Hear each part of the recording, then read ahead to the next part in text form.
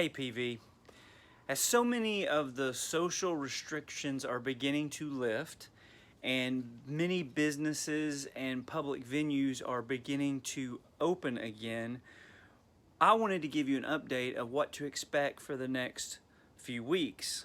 We believe in the next few weeks there's going to be a lot of churches that open their doors and resume Sunday morning services. And while we definitely miss gathering together, and we do miss gathering together at PV, we have a unique problem because we are a large congregation. And that's a great problem to have, but it also poses a greater potential for transmission of the virus.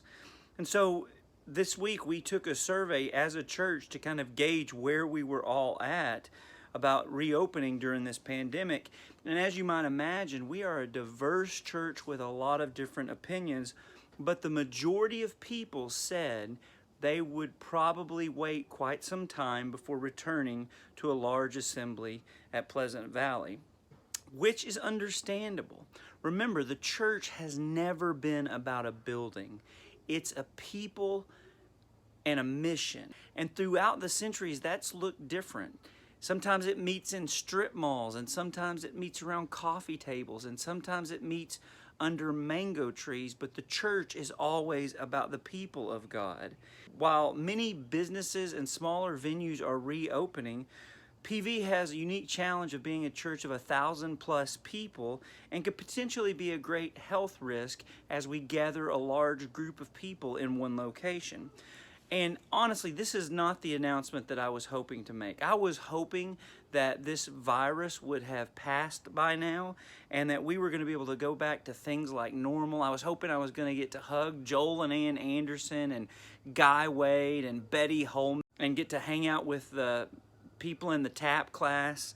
But with the new government guidelines, so much of what makes church is actually being prohibited. I mean, can you imagine sitting in a church service and singing with a face mask? Just hold your hand in front of your face and sing a song, and you'll see why the governor is requiring that everybody wear face masks, because there's a lot of things that come out of your mouth when you sing, and it's potential for viral transmission. We couldn't pass communion trays. We wouldn't be able to, sit next to each other. We'd be spread out all over the room, and we'd be at 25%. So many different services that were mostly empty. We couldn't walk down the hallways at the same time, fellowship in the lobby. We couldn't hug or even give handshakes right now.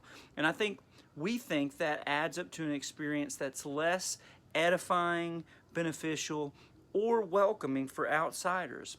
The Apostle Paul one time in 1 Corinthians says, "Everything is permissible for me, but not everything is beneficial."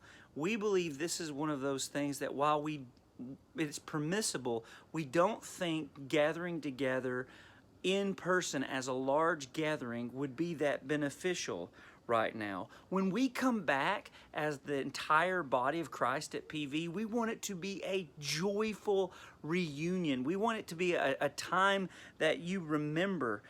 So much of what we need to do to keep the virus from spreading is going to take away from our experience as a larger church gathering. On a personal note, last week I had a longtime friend of mine who was an older brother in the Lord, a minister at a church in Colorado, passed away from COVID-19. And for us, when we talk about, when the governor mentioned his concern about spikes coming back, for us, those aren't data points. Those are people that we love and care about. And so this has been a real burden on your shepherds as they wrestle with this, because they realize these are people that they're called to protect and care for. However, we also know that isolation has its own risk. The risk of depression, the risk of addiction, all the things that happen when we can't gather together. And so part of what we've done is we put together a phased plan of reopening that takes advantage of the guidelines that we currently have. We're hoping that what we've got planned will help us to gather together.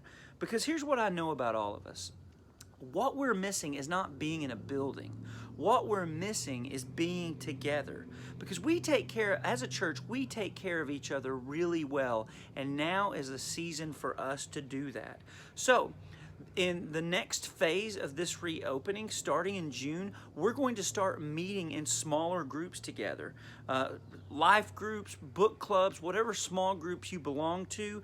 Hopefully, we're going to be able to give you some guidance. Maybe you can do that outdoors, but we're going to encourage you to take communion with other people, if at all possible, in person. In other words, for the next few weeks, we are going to be a multi-site congregation with tiny churches meeting all over Little Rock. Whatever small group you're in, we're going to encourage you to start coming together, and we'll still have an online service for our at-risk population to just continue to keep watching and participating in that way. But for everyone else, that online service will be a way to supplement your fellowship with actual gatherings of people. Now, this is not going to last forever.